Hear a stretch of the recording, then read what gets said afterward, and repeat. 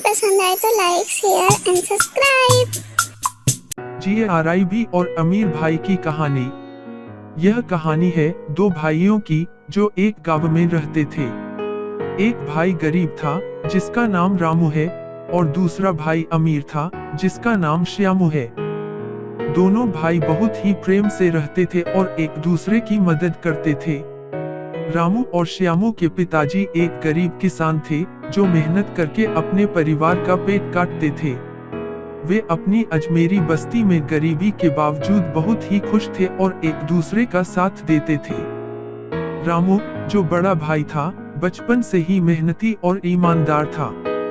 वह पढ़ाई में बहुत मेहनत करता और अपने माता पिता की सहायता करता था। उसकी चाहत थी कि वह अपने परिवार को सुख शांति प्रदान करे और उन्हें सभी सुख सुविधाओं से लाभान्वित करे। श्यामू, जो छोटा भाई था, थोड़ा बाहरी दिखने का शौकीन था। उसकी चाहत थी कि वह धन कमाकर अपने परिवार की स्थिति को बेहतर बनाए, लेकिन उसका मार्ग गलत था। वह जल्दी जल्दी पैसे कमाने के लिए चालाकियां अपनाता था, जिसके कारण वह कई बार गलत रास्ते पर चला जाता। एक दिन गांव में एक मेला लगा था। रामू ने मेले में कुछ सामान बेचने का सोचा और अपने पिताजी से इजाजत ली।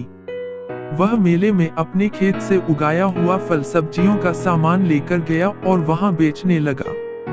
उसकी मेहनत और ईमानदारी से उसकी दुकान में लोगों की भरमार थी।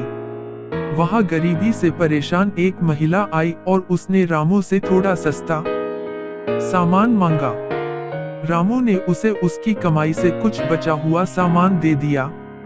महिला ने उसकी ईमानदारी की सराहना की और उसने उसे बहुत अच्छे बाजार में बोला। वहां श्यामू भी मेले में पहुंचा था, लेकिन उसका उद्देश्य था चालाकियां करके अधिक पैसे कमाना।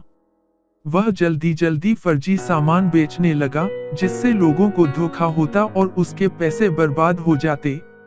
मेले के बाद रामू और श्यामू अपने घर लौटे।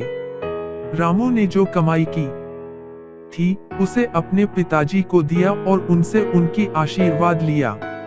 उसने गरीब महिला की मदद की और उसे कुछ सामान भी दे दिया।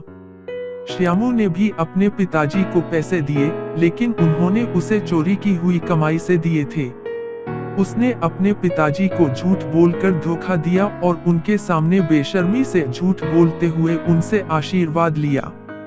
वक्त बीतता गया और एक दिन आया जब गरीबी की चिंता से परेशान रामू का ध्यान चला कि उसने कितनी मेहनत से कमाई की और उसकी बदली में उसे अपने परिवार की सहायता करनी चाहिए। वह फिर से अपनी अजमेरी बस्ती में वापस गया और उसने वहां अपनी किसानी शुरू की। श्यामू को भी अपनी बुराई का एहसास हुआ जब उसके दोस्तों ने उसकी खोटी चालों को पकड़ा।